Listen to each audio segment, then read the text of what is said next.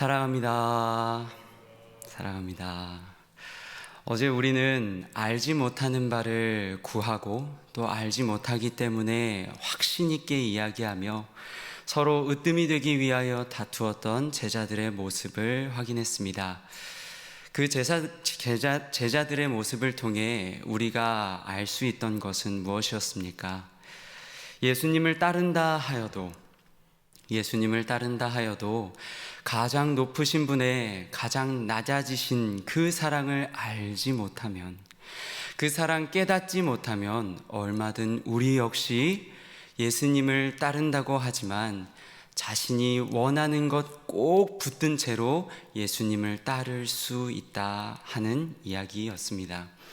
오늘 우리에게 주신 말씀도 그와 마찬가지로 예수님을 따르는 우리의 마음을 점검하게 합니다.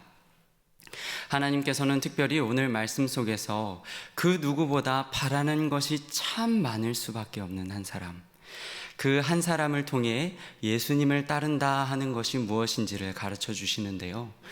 누구보다 바라는 것이 참 많은 그 한 사람은 누구입니까? 바로 바디메오입니다.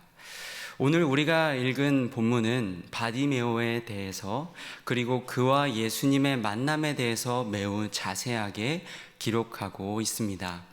먼저 우리가 읽었던 오늘 본문 46절의 말씀을 보면 예수님께서 제자들과 허다한 무리와 함께 여리고를 이제 떠나시려고 하는 그때 그곳에 바디메오도 있었다 기록하고 있습니다.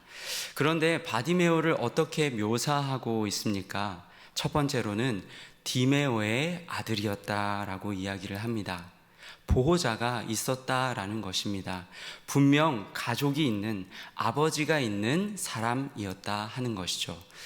그렇다면 이 바디메오는 아버지로부터 충분한 보호를, 충분한 지지를 받았던 사람이었을까요?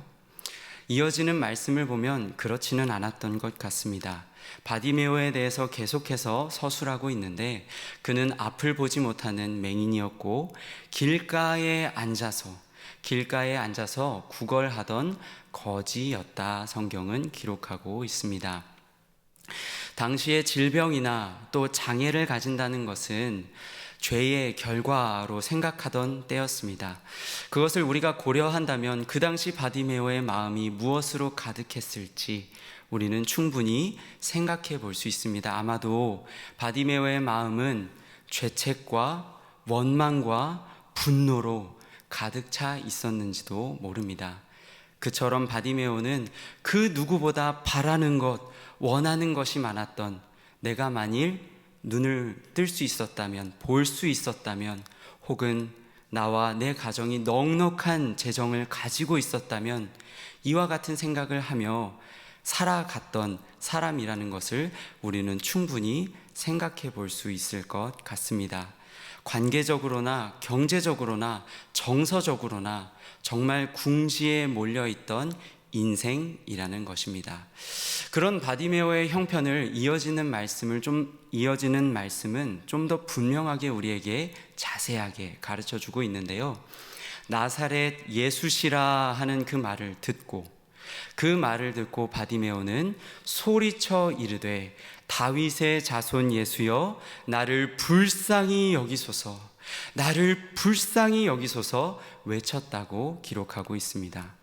얼마나 고래고래 소리를 질렀으면 오늘 말씀은 많은 사람들이 그를 꾸짖었다고 기록하고 있습니다.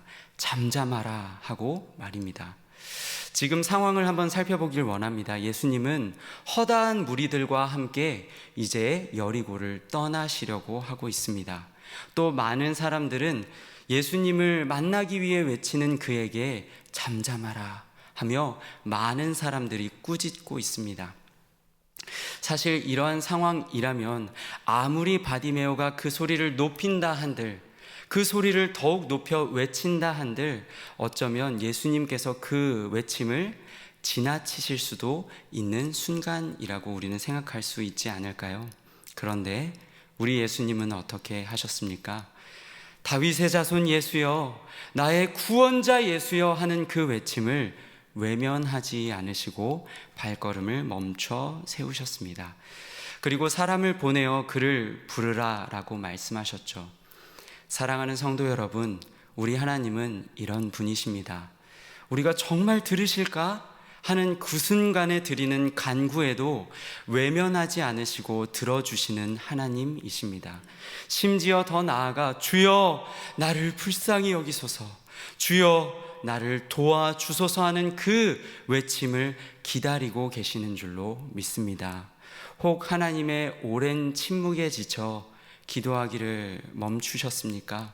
그럼에도 불구하고 들으시고 반드시 응답하시고 이루시는 하나님 앞에 부지런히 나아가는 저와 우리 모두가 되면 좋겠습니다. 그렇게 하나님 앞에 간절히 부르짖었더니 예수님께서 이제 그를 부르십니다.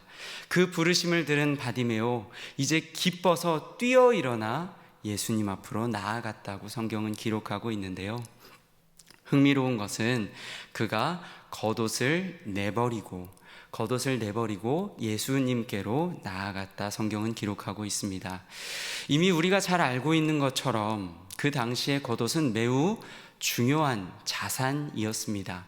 그런데 거지 맹인 바디메오가 그 중요한 자산을 내버리고 예수님께로 나아갔다는 것은, 여기서 눈이 하나도 보이지 않는 그가 겉옷을 내버리고 예수께로 나아갔다는 것은 쉽게 이야기해서 그 겉옷을 버린 것이라고 생각할 수 있겠습니다. 그렇다면 오늘 이 맹인 바디메오, 원하는 것이 많을 수밖에 없는 그 인생, 바디메오는 왜 겉옷을 버리면서까지 급히 예수님께로 나아갔던 것일까요? 그 이유는 계속해서 이어지는 우리가 말씀을 통해서 더 확인해 볼 수 있을 것 같습니다. 그렇게 예수님께로 나아갔습니다. 그리고 예수님은 그에게 물으십니다. 내게 무엇하여 주기를 원하느냐? 바디메오는 대답합니다. 주여, 내가 보기를 원합니다. 그리고 그 대답을 들으신 예수님께서는 대답하시죠. 가라, 너의 믿음이 너를 구원하였다. 그랬더니 어떻게 되었습니까? 즉시로 곧 그가 보게 되었다 성경은 기록하고 있습니다. 바디메오의 그 당시의 마음은 어떠했을까요? 내가 보기만 하면 항상 벼르던 그 상황이 드디어 그에게 찾아오게 된 것입니다. 그가 원하던 것들을 이제 다 할 수 있는 상황에 놓이게 된 것입니다. 그런데 심지어 가라 하신 그 예수님의 말씀에도 불구하고 오늘 말씀은 어떻게 마무리됩니까? 예수님을 길에서 따르더라 라고 기록하고 있습니다. 사랑하는 성도 여러분, 오늘 그의 고백, 그의 외침, 다윗의 자손 예수여, 구원자 예수여 외쳤던 그의 외침을 통해서도 우리는 알 수 있듯이 그는 오늘 이 순간 영원하신 구원자 되신 예수님, 그 구원자에 대한 간절함과 사모함이 있었던 것 같습니다.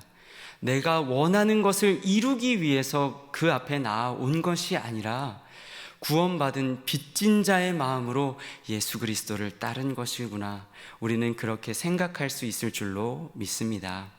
사랑하는 성도 여러분, 저는 스스로 생각해 봅니다. 나는 정말 오랜 기도를 이루시는 그때에 정말 이와 같이 예수님을 더 기쁨으로 더 힘있게 따를 수 있을 것인가, 따를 수 있다고 나는 확신할 수 있는가, 오늘 스스로 다시 한번 생각해 보았습니다. 사랑하는 성도 여러분, 예수님을 어떻게 따르고 계십니까? 어떠한 마음, 어떠한 바램을 가지고 따르고 계십니까? 간절히 바라기로는 우리가 간절히 원하는 것을 위하여 따르는 것이 아니라 나의 영원한 구원자 되신 예수님, 유일하신 예수님, 그 예수님을 기뻐하는 마음으로 예수님을 따라 힘있게 걸어가는 저와 우리 모두가 되기를 축복합니다. 말씀을 마치고자 합니다. 사랑하는 성도 여러분, 간절히 바랍니다. 오늘 바디메오에게 행하신 것처럼 우리 성도 여러분의 그 오랜 기도, 간절한 기도에 주님께서 속히 응답해 주시고 이루어 주시기를 축복합니다. 그러나 그와 상관없이 오늘 우리에게 또한 예수 그리스도, 영원하신 유일하신 구원자, 그 구원자를 즐거워하는 마음, 그 구원자를 따르는 그 마음 또한 우리에게 넘치도록 부어주시기를 축복합니다.